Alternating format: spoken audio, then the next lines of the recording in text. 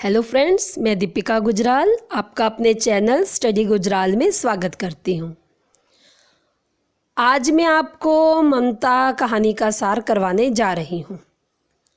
इससे आपको अलग से और कोई भी क्वेश्चन नहीं करना पड़ेगा। इससे आपके स्टोरी से रिलेटेड सारे डाउट्स क्लियर हो जाएंगे, भले ही वह उद्देश्य हो या ममता का चरित्र चित्रण। ममता शीर्षक कहानी हिंदी के प्रमुख छायावादी कवि एवं नाटककार श्री जयशंकर प्रसाद द्वारा लिखी गई है। इस कहानी में ऐतिहासिक आधार पर ममता के काल्पनिक चरित्र द्वारा भारत की नारी के आदर्श, कर्तव्य पालन, त्याग, तपस्वी जीवन का वर्णन किया है। इस कहानी में प्रसाद जी ने यह भी स्पष्ट किया है कि जो बड़े बड़े सम्राट होते हैं उनको बनाने में जिन लोगों का हाथ होता है, इतिहास उन्हें एकदम से भूल सा जाता है। यह इतिहास का एवं हम सबका उनके प्रति अन्याय है। ऐसा नहीं होना चाहिए।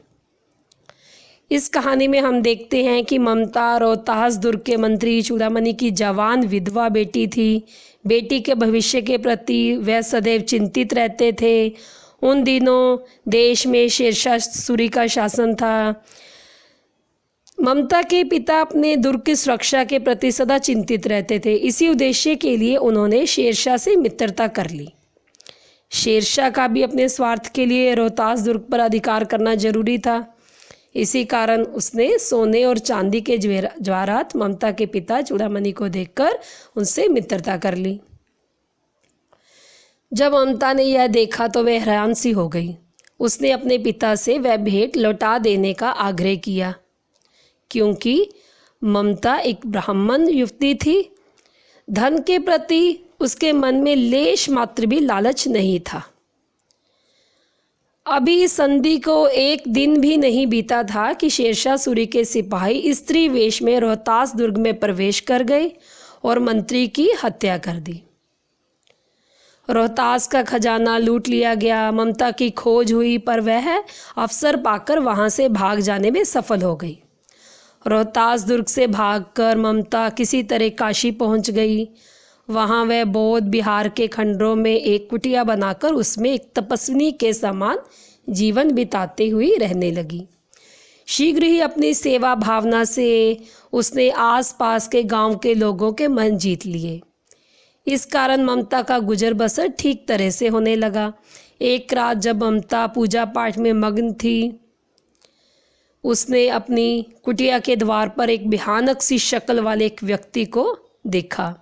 ज्यों ही ममता ने द्वार बंद करना चाहा तो व्यक्ति ने रात भर कुटिया में आश्रय की भीख मांगी। उस व्यक्ति ने बताया कि वह मुगल है, अत्यधिक थक जाने के कारण चल नहीं सकता। रात बिताने के बाद वह चला जाएगा। मुगल का नाम सुनकर ममता की आंखों के सामने अपने पिता की हत्या का दृश्य उभर आया। उसने चाहा कि वह इसे आश्रय देने से इनकार कर दे, किंतु अतिथि सेवा को वह अपना धर्म समझती थी। इसलिए उसने उस मुगल को अपनी कुटिया में रात बिताने की आज्ञा दे दी और वह स्वयं खंडरों में जाकर उसने रात बिताई। रात बीती, सुबह हुई। ममता ने अपनी कुटिया के आसपास कई घुड़सवारों को घूमते हुए देखा। ममता उन्हें देखकर डर गई। तभी उसकी कुटिया में रात बिताने वाला मुगल बाहर आया। उसने कहा कि मिर्जा, मैं इधर हूँ। जो उस वक्त घोड़ों में सवार थे उनमें से उसने किसी को मिर्जा कहा था। ममता सहमी हुई। यह सब देखकर डर रही थी। वह खंडरों में छिपी रही। कुछ देर बाद ममता ने उस मुगल को यह कहते हुए सुना कि पता नहीं वह बुढ़िया कहाँ चली गई है, मैं उसे कुछ दे नहीं सका। इस स्थान को अच्छे से याद रखना। उसकी कुटिया के स्थान पर उसका एक घर बनवा देना। मुगल सैनिकों ने वहाँ से चले जाने के बाद ममता खंडरों से बाहर आ गई। अब ममता जीवन भर डरती रही कि कहीं उसकी कुटिया को गिरा दिया जाएगा, उसके स्थान पर महल बना दिया जाएगा। इसी डर से वह अपना पूरा जीवन व्यतीत करती रही। चौसा के मैदान में मुगलों और पठानों के बीच युद्ध को काफ़ी दिन बीत गए। ममता अब 70 साल की बुढ़िया हो गई थी। वह कुछ बीमार थी। गांव की कुछ स्त्रियां उसके पास बैठी थी। तभी बीमार ममता ने बाहर से किसी को कहते सुना, जो चित्र मिर्जा ने बनाकर दिया था वह तो इसी स्थान का है। अब किससे पूछूं कि वह बुढ़िया कहाँ है? जहाँ पर उसकी कुटिया के स्थान पर हमें महल बनाना है, जहाँ पर एक दिन मुग़ल बादशाह ने शरण ली थी और जाते जाते घर बनवाने की आज्ञा दे दी थी। ममता ने कहा कि मैं नहीं जानती कि उन्होंने ऐसा क्यों कहा था। वह जाते जाते घर बनवा देने की आज्ञा दे गए थे। मैं जीवन भर अपनी कुटिया के खोदे जाने के डर से डरती रही, पर अब मुझे कोई चिंता नहीं। अब मैं कुटिया को छोड़कर जा रही हूँ। तुम इस जगह मकान बनाओ या महल, मेरे लिए कोई महत्व नहीं।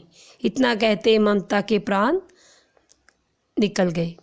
कुछ दिनों में ही उस स्थान पर एक अष्टकोण मंदिर बनकर तैयार हो गया। उस पर लगाए शिलालेखों पर लिखा था कि 7 देशों के नरेश हुमायूं ने एक दिन यहाँ विश्राम किया था और उनके पुत्र अकबर ने यह मंदिर बनवाया है। प्रसाद जी कहानी के अंत में लिखते हैं कि पर उस पर ममता का कहीं कोई नाम नहीं था।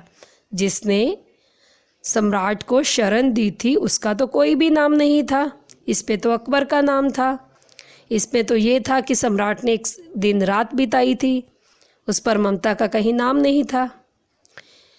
इस कहानी के द्वारा लेखक ने नारी के आदर्श और कर्तव्य पालन को बताया है। साथ ही अतिथि देवो भव की भावना को मन में रखने के लिए कहा है और रिश्वत न लेने तथा देने को कहा है।